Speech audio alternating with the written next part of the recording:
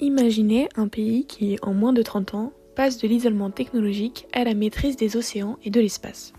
Ce pays, c'est la Chine. En effet, entre 1986 et 2013, elle a construit les outils qui font aujourd'hui d'elle une puissance mondiale dans ces deux domaines. Mais alors, on peut se demander comment la Chine a-t-elle développé ses capacités maritimes et spatiales pour devenir une puissance mondiale entre 1986 et 2013. Pour commencer, nous allons voir pourquoi dans ce sujet nous avons balisé le début en 1986 et la fin en 2013.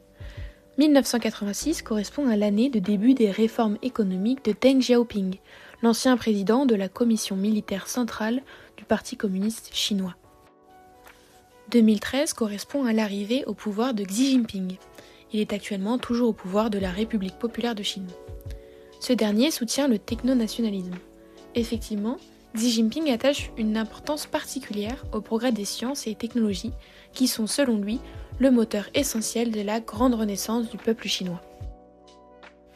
Au cours de son histoire, la Chine ne s'est jamais réellement affirmée comme une puissance maritime majeure. Cela est désormais remis en question dès 1986, comme je viens de l'expliquer. D'abord, la Chine dispose d'atouts géographiques considérables, près de 18 000 km de côtes et plus de 5 000 îles et îlots sous sa souveraineté. Ces espaces constituent une base stratégique majeure. Ensuite, les outils de puissance maritime ont été modernisés par les réformes de Deng Xiaoping.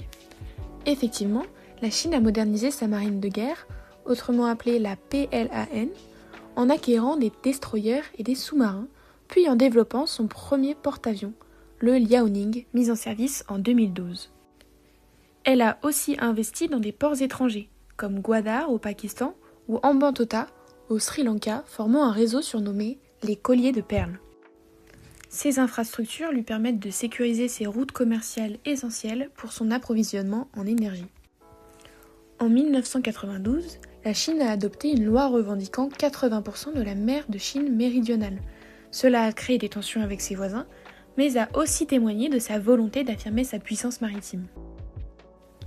Du côté de la puissance spatiale chinoise, la Chine a lancé en 1992 son programme spatial habité, le projet 921, aboutissant en 2003 au premier vol d'un taïkonaute avec Shenzhou 5. Elle a aussi développé son propre système de navigation par satellite, Beidou, pour réduire sa dépendance au GPS américain.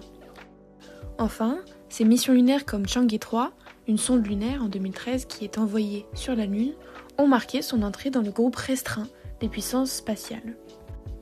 Ces succès ne sont pas seulement scientifiques, ils participent aussi au rayonnement international du pays et alimentent le discours politique du rêve chinois, symbole de renaissance nationale promu par Xi Jinping.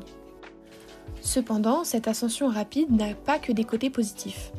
Sur le plan maritime, les revendications territoriales chinoises en mer de Chine méridionale et la stratégie des colliers de perles, que j'ai évoquée précédemment, ont provoqué des tensions avec ses voisins, comme par exemple le Vietnam ou bien les Philippines, mais surtout avec les États-Unis, qui y voient une remise en cause de l'équilibre régional.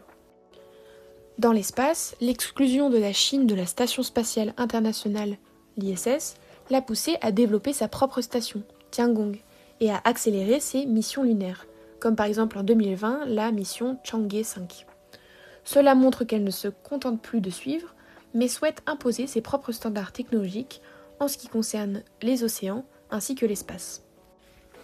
En somme, entre 1986 et 2013, la Chine a profondément transformé sa position dans le monde, par la modernisation de sa marine, la sécurisation de ses routes commerciales et l'affirmation de ses revendications maritimes, elle s'est imposée comme une grande puissance navale. Parallèlement, grâce à un programme spatial ambitieux, elle a rejoint le cercle restreint des puissances spatiales mondiales. Ces deux dimensions, maritime et spatiale, traduisent donc une même ambition, assurer la sécurité, l'indépendance, mais surtout le rayonnement international de la Chine et faire de celle-ci une puissance mondiale capable de rivaliser avec les États-Unis. C'était 5 minutes pour comprendre, merci de nous avoir écoutés.